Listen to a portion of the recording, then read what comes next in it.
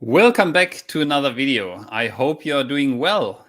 Today, I want to talk about three different portfolio strategies that I have used, and I want to explain why I've used them, and I want to give you some ideas on how they looked like and what I thought about them, how they were positive and how they were negative for me. And maybe this will give you an idea of what a portfolio strategy and an investment strategy could look like for you. The three different portfolio structures are a very diversified portfolio, a second, only an ETF portfolio, and the third one is the one that I'm currently using and that I'm most convinced about and that I really basically live for. I really live this type of investing, and this is value investing. And we're going to go in details for all of those different portfolio structure styles. But first, I want to give a quick intro to the video structure. From now on, I'm going to try to make regular videos live, and they will all have the same structure. So we're going to talk about at the end what that structure will look like, and what future videos you might expect on this channel. And also we have a Q&A at the end. So if you have any questions during the video, just put them in the comments and I might be able to answer them live. And yeah, so let's start with the main topic. So the three different portfolio strategies that I have used in the past. The first one is a very diversified portfolio. And so what that means is that, and what I have done in the past is trying to get a very or relatively large portfolio, probably even 30 to 40 or 50 different companies in my portfolio, which is a lot of stocks. Today, I would probably not do that anymore. But at the time, I thought this is probably the best I know. And this was one way that I thought I can find good companies. So I found a lot of really interesting companies. I did not do too much research on those companies, not as much as I do now. But finding, basically, I tried to find companies that seemed really interesting to me, that have a potential advantage over their competitors. And I tried to find the right time to buy into those, where when the stock price potentially was down a little bit. And so I tried to construct a portfolio, very diversified, that I constructed over a number of years. I tried to invest always relatively small amounts of money into each companies. Started always with an initial investment of around 1,000 to 2,000 euro. And I think when you do less, it's obviously not worthwhile doing it because you have such high fees. But if you have an investment of at least 1,000 or 2,000 euro, this is the minimum that you should invest if you buy individual companies. Everything less is certainly not worthwhile. And so this strategy also only works if you have at least 30 to potentially 50,000 euro or dollar to create a portfolio. You might not need that straight away, but over time to actually do that. The advantage or one of the pros was, especially for me at the time, I felt like I'm buying individual companies. I feel like I'm an actual investor into companies. And that was very important for me. And it's still very important, but now on a much different level. And it gives you exposure to different companies, and you obviously try to construct basically your own ETF with companies that you feel like have an advantage over others, over their competitors, and this way you create a relatively large portfolio. And I read a book at the time from Beate Sander. She's popular in Germany, and she tries to utilize also the Buffett framework, but has made it a little bit more modern in her view. However, more modern is also relative. She actually passed away last year, but before that, she was very active in the value investing community. And yeah, what she did, she had an approach. She used a concept called high-low courage, which was her framework basically. So she sold stocks when they were high. She bought stocks when they were low, relatively to what she thought was low, and she tried to be had courage when she bought them. So when they were low, trying to be courage to actually buy into the stocks and trust that those established companies will do well over the long term. She tried to use the Buffett way of investing, value investing, but with a very diversified way of investing. She invested in all types of technologies, all types of companies, all different countries as well. So she tried to diversify it over different countries as well, which looked really, really interesting. She has written a number of books, and yeah, so really interesting to follow her, what she did at the time. I certainly got away from that. The next, it certainly takes a lot of time, right? Trying to find companies, trying to look at them, and especially when you are not that experienced of an investor, you continue to watch what the stock price is doing. So I think it's a really active strategy, and in my opinion, a strategy that takes too much time if you want to follow that closely. And certainly too much time when you have other commitments, when you have a family, when you have a full-time job. So you can't really do that very well. And there are times in your life where you potentially not able to take this much time to invest. And so I think this unfortunately, this strategy did not work good for me for a long time, because it was a commitment that you have to make for too long. So I moved away from that. And the next strategy that I tried to see if this fits more what works for my investing style and my personality was creating only an ETF portfolio. At the time, I didn't had a lot of free time to spend on researching companies, and I thought, okay, I need to go a more passive way of investing. And so I went and created an ETF portfolio. Basically, the most simple structure that you can imagine, or the simplest probably would be just to buy one ETF. However, I used 3 ETFs to construct my portfolio. And what I also did is not investing one big lump sum into them straight away, but I invested over time. So I created saving plans for 3 different ETFs. Those 3 different ETFs were one that covered the US market, one that covered the European market, and a third one that covered the Asian Pacific market. So I tried to construct this portfolio. It probably would have also worked with the world portfolio, but I felt like that the US market was overrated in those world ETFs, and that's why I diversified over 3 different ETFs. And what I did was I saved money into those ETF every month automatically. It was set up as a routine, nothing I had to do. Every month, some money of the money that I save went into those ETFs. And this was already much more successful than the first strategy that I tried.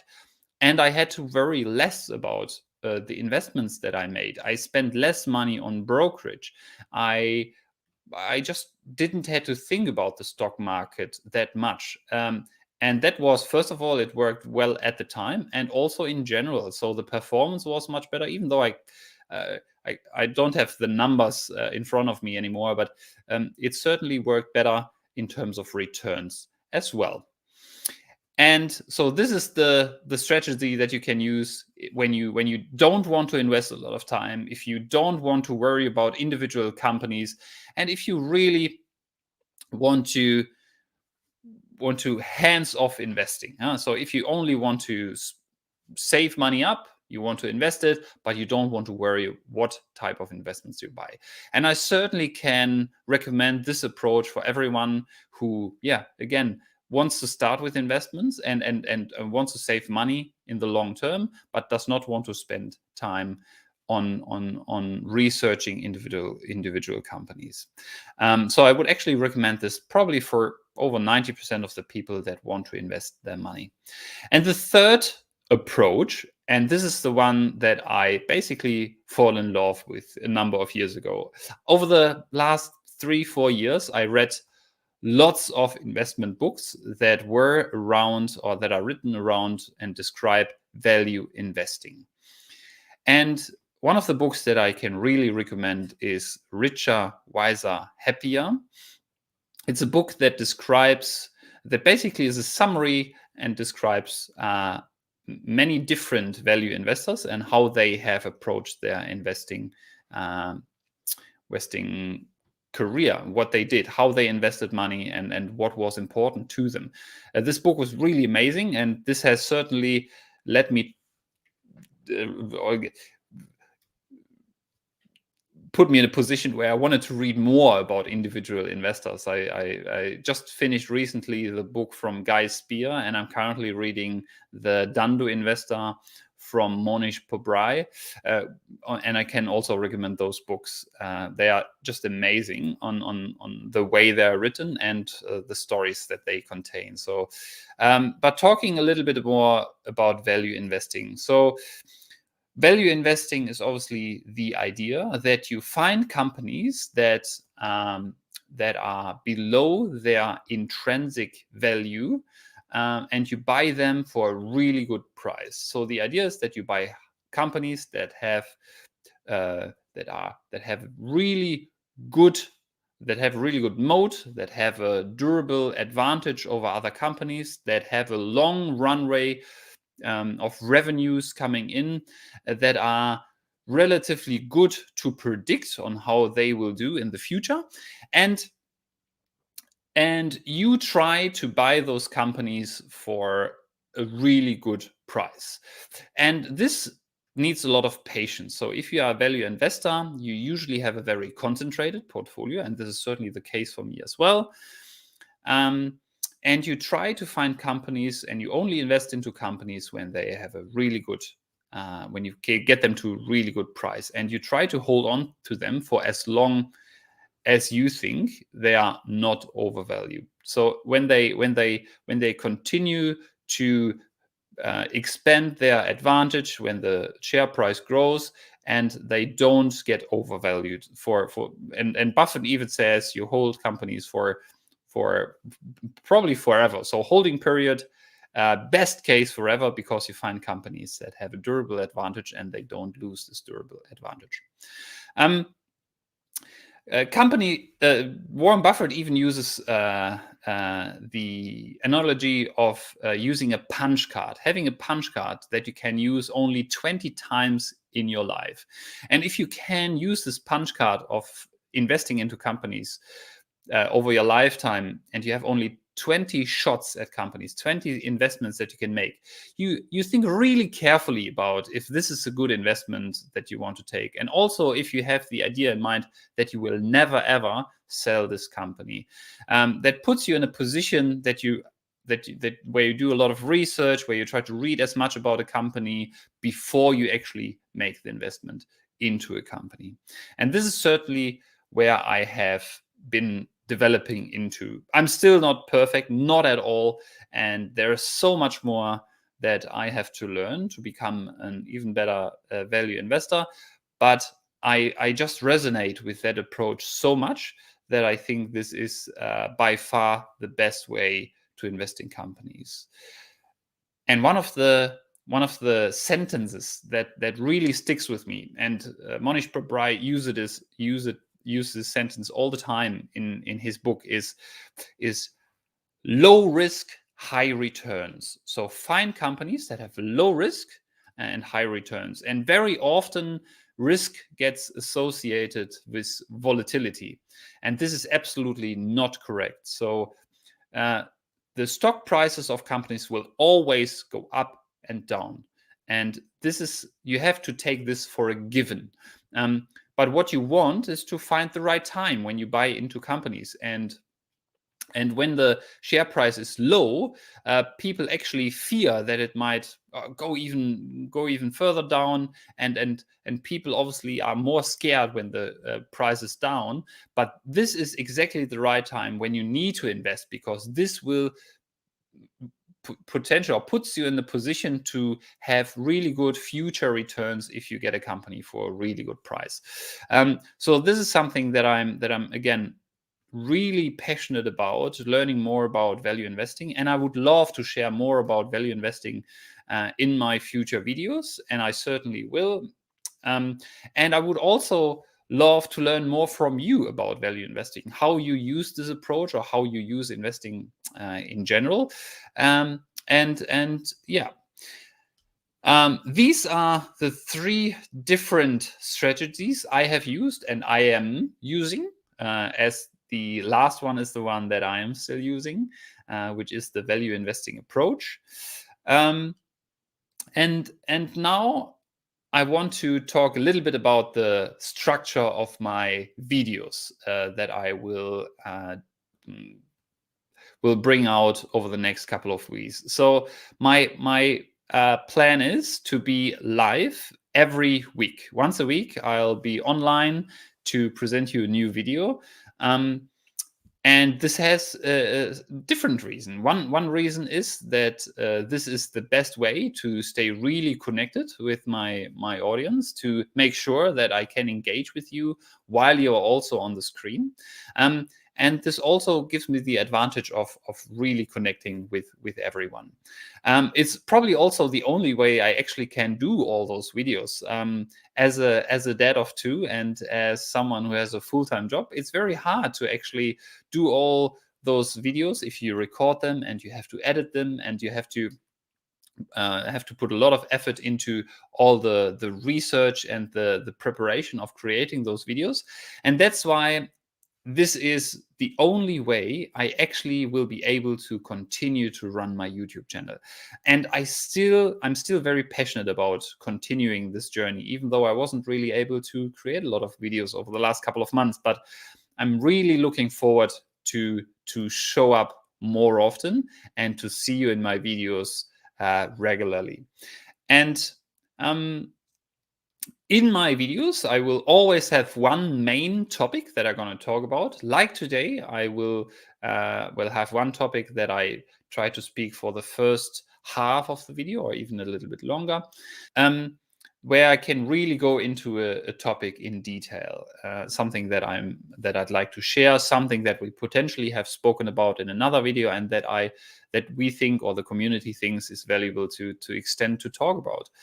Then there will be a little bit about, for example, current information, current things that happen to maybe my holdings or to the market in general. And towards the end, we have a Q&A where I try to answer your questions that you either submitted in your comments, or you even can submit those comments live while we are already talking and while we start to have a conversation. So always submit your questions in the comments. I will try to pick them up either live or in the next video. So if you see this as the recording and you have any questions about the current video or in general about investing, please put them in the comments. I will read them. I will answer them in the comments, and I will also try to pick most of the questions or a lot of the questions up in my videos. And the last thing I wanted to share in terms of the structure, while those videos might have not the best perfect quality in terms of punchy answers or edited video where you only see the things that work well in a recording, I try to stay true to that idea being live. And I listened and I watched a video from Ali Abdal.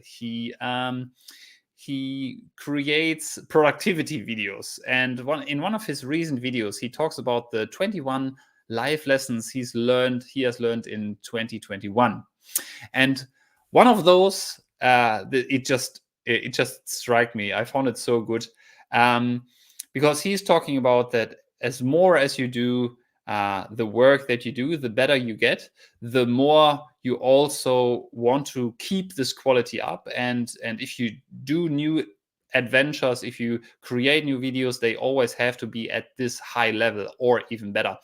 And this sometimes can stop us from creating new videos. This certainly is for me the case. I'm always, I'm even feel embarrassed if I create new video content, and I hope that I can overcome that to just stay true to my plan and continue those videos.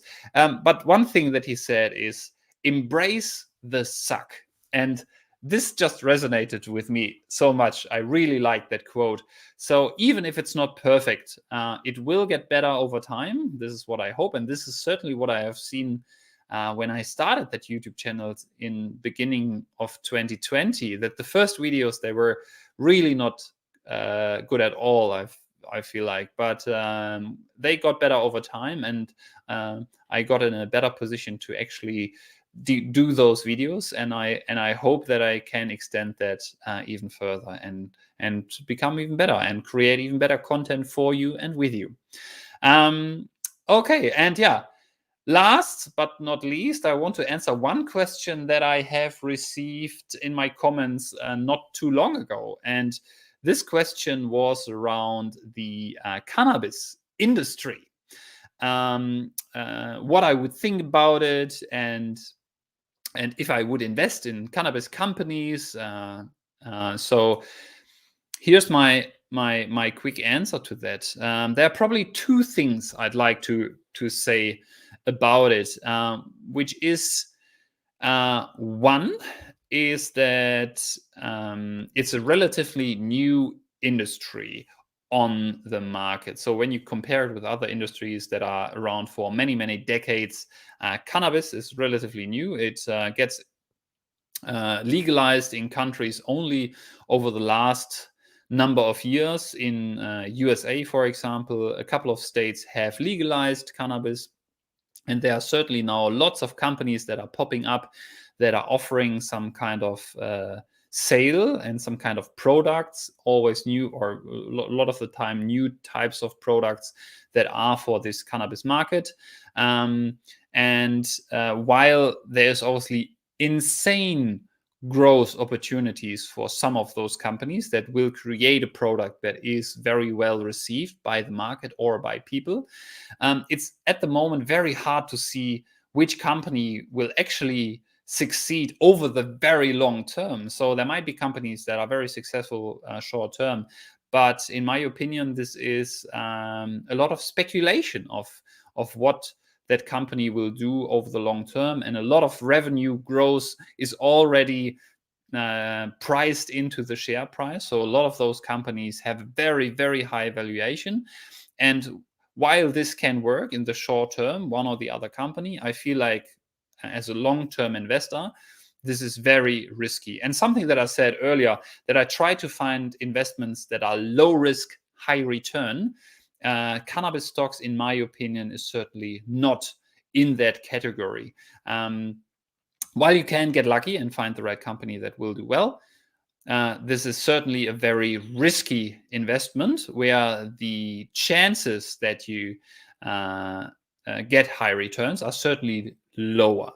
And that's why I personally would not invest into the company in cannabis companies or in cannabis industries at the moment.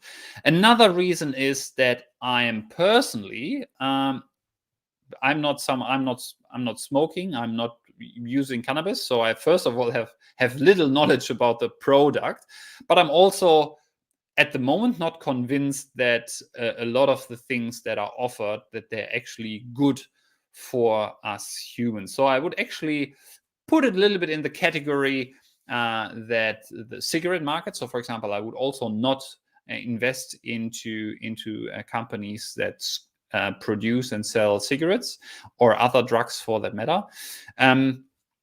And I still would put that in the same category. I know there are companies out there that do that create products that have a medical cannabis and that utilize those ingredients, and especially the yeah basically the stuff to create products that make people better. So either medicine or even try to create products that you can take, so that prevents pain. And yes, all that is and a lot of that is even recognized by the medicine, but still a very hard market to know, very hard to understand if those products actually will work out in the long term. And I put those. So the second reason basically is that I put this in the too hard to understand basket. These are companies that where I'm not 100% sure of how the product works, if it's really good or bad. And that's why I would also not invest into those companies. Those two reasons. One, the industry is too new. And the second one, it's too hard for me to understand. Again, if you have questions in the future, put them in the comments of this video. And if you watch the video live, put them into the comments straight away. And I try to get to the comments at the end of the video.